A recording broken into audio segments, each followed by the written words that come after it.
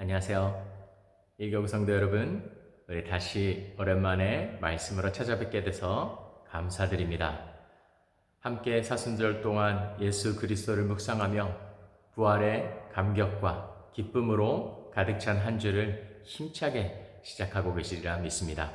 우리 다시 이번 주부터 말씀으로 돌아가 일주일에 한 번씩 주님의 말씀을 묵상하고 또 암송하시는 가운데 하나님의 능력과 성령의 인도하심을 받는 우리 귀한 성도님들의 삶이 되시길 주님의 이름으로 축복합니다.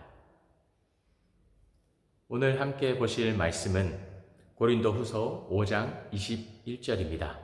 제가 읽겠습니다. 하나님께서는 죄를 모르시는 분에게 우리 대신으로 죄를 씌우셨습니다. 그것은 우리가 그리스도 안에서 하나님의 의가 되게 하시려는 것입니다. 아멘. 하나님께서 어린 양을 이스라엘 백성에게 제사의 모습으로 보여주셨습니다. 그것은 다름이 아니라 예수 그리스도를 이 땅에 보내셔서 온 인류를 위하여 희생 제물로 삼으실 것을 예표하고 계셨습니다. 처음부터 예수님은 우리의 죄를 위하여 죽임 당하실 것을 하나님은 계획하셨던 것입니다. 오늘 고린도후서 5장 21절 이 말씀에는 하나님께서 그 어린 양 예수 그리스도에 대해서 이렇게 이야기하고 계십니다. 죄를 모르시는 분에게. 예수님께서 이 땅에 사시는 동안 죄를 한 번도 안 지셨다라는 사실에 여러분들은 동의하시고 믿으시나요? 어떻게 100% 인간인 예수 그리스도께서 죄를 짓지 않으시고 하나님의 어린 양이 되셨을까요? 하나님의 인정을 받는 흠없는 어린 양이 되셨을까요? 그것이 과연 가능한 것일까요? 오늘 이 말씀을 보시면 하나님의 아들 예수 그리스도가 이 땅에 오셔서 하나님 되심을 버리시고 100% 우리와 똑같은 인간의 모습으로 오셨다라는 것을 알 수 있습니다. 하지만 그 예수 그리스도께서는 우리와 똑같은 몸을 갖고 계셨지만 죄를 한 번도 짓지 않으셨다라는 사실, 이 사실이 우리를 속죄하실 수 있는 자격이 됩니다.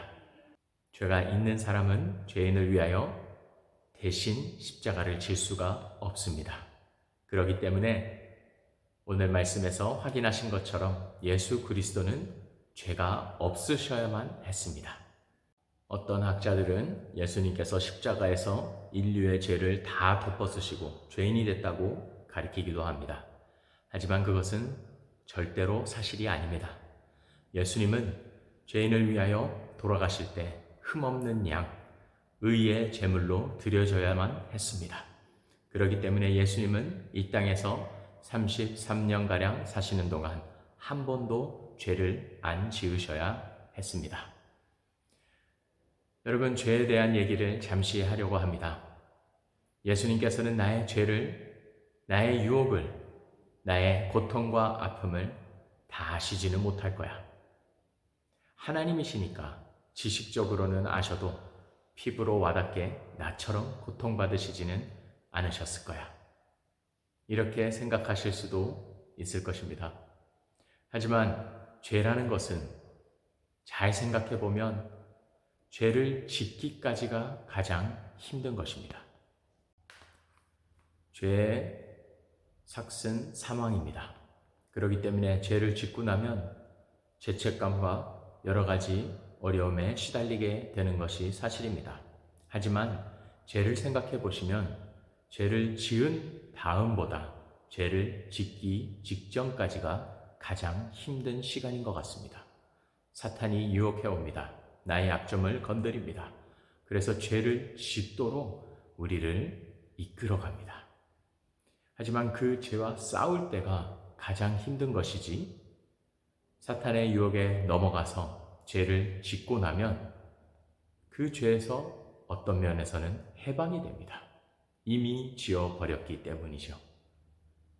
그 다음에 죄책감이 있고 그 죄를 지은 결과를 내가 책임져야 되니까 힘들지만 그 죄 자체에 대한 어려움에서는 해방받게 됩니다. 이 부분을 잘 생각해 보시면 예수님께서는 이 땅에 오셔서 33년 동안 우리와 같은 모습으로 지내시는 동안 매 순간 이 죄의 유혹 앞에서 싸우고 계셨던 것입니다. 하지만 죄는 짓지 않으셨기에 그 어떤 사람보다도 죄의 무서움, 죄의 무게, 유혹의 무게를 알고 계셨던 것입니다. 예수님께서는 죄를 선택하고 그 죄의 유혹에서 해방받는 것을 선택하지 않으셨습니다. 끝까지 죄와 싸우셨습니다. 죄의 유혹을 누구보다도 가장 많이 받은 분이 계시다면 그것은 바로 예수 그리스도이십니다. 죄가 얼마나 힘들고 어렵고 무거운지를 가장 많이 경험하신 분이 계시다면 그것은 우리가 아닌 예수 그리스도이실 것입니다. 그래서 히브리서 4장 15절은 이렇게 이야기하고 있습니다. 그분이 모든 면에서 우리와 똑같이 시험, 유혹을 받으셨지만 죄는 없으셨다. 이것이 얼마나 큰 위로가 되는지 모르겠습니다. 부활하신 예수 그리스도와 함께 우리도 십자가에 내 자신을 못 박고 이제는 내가 산 것이 아니요 그리스도와 함께 내가 산 것이라고 믿음으로 살아가는 성도의 삶 가운데는 예수님과 동일하게 부활의 능력으로 살 수 있는 힘이 주어집니다.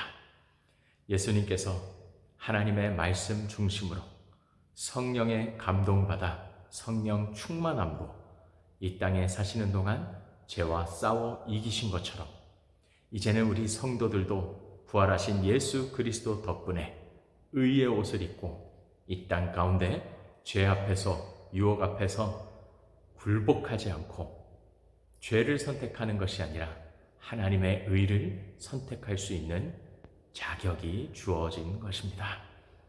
이것이 대속의 메시지일 것입니다. 죄가 없으신 예수 그리스도께서 우리 죄인들을 위하여 십자가에 돌아가시고 우리에게 의를 입혀주셨습니다. 우리를 거룩한 하나님의 백성이라고 칭해주셨습니다. 그 수많은 유혹과 죄, 무게, 고통을 견뎌내시면서 우리를 하나님의 자녀로 삼아 주셨습니다. 이제 우리는 이 땅을 부활하신 예수님과 함께 살아갑니다. 다시는 죄의 종노릇 하지 않고 하나님의 종이 되어 우리 주 예수 그리스도의 영광의 빛을 발하는 거룩한 하나님의 백성으로 살아가게 되기를 간절히 소망합니다. 우리의 삶에는 여전히 수많은 어려움과 문제와 유혹들이 놓여져 있습니다. 하지만 예수 그리스도의 이 땅에서의 삶을 기억하며 본받아 우리 또한 말씀 충만, 성령 충만하여 오늘도 모든 상황에서 넉넉히 승리하게 하실 하나님을 예배하며 찬송하며 신뢰하며 나아가게 되는 하나님의 백성들이 되기를 간절히 소망합니다. 하나님의 계획이 인류 구원만이었다면 예수님은 30년 동안 이 땅에서 사시지 않으셔도 됐을지도 모릅니다. 그냥 어른 되신 예수 그리스도를 짜잔 하고 보내셔서 아들아, 사흘만 고생하고 와라. 지금 내려가서 십자가를 지고 부활하고 다시 내 곁으로 돌아와라. 이렇게 하셨을 수도 있을 것 같습니다. 하지만 복음의 메시지는 대속으로 끝나지 않습니다. 성화가 우리에게 축복으로 주어져 있습니다. 어렵지만 힘들지만 그렇게 이 땅에서 30년이나 되는 시간을 보내시면서 하나님의 뜻대로 사신 예수 그리스도를 우리에게 표준으로 보여주셨습니다. 그러기에 우리 주 예수 그리스도 한 분만 우리의 눈에 고정하고 오늘도 믿음의 발걸음을 주님을 향하여 한 발자국 한 발자국 전진해보는 하나님의 거룩한 백성 되보기를 소원합니다. 그럼 이번 한 주도 하나님의 능력의 손에 붙잡힌 바 되어 성령의 감동함으로 말씀의 충만함으로 모든 상황 가운데 그리스도의 십자가를 드러내며 우리 주 예수 그리스도의 영광의 빛을 바라는 거룩한 백성들 되시길 주님의 이름으로 축복드립니다. 그럼 다음 주에 다시 말씀으로 찾아뵙겠습니다. 안녕히 계세요.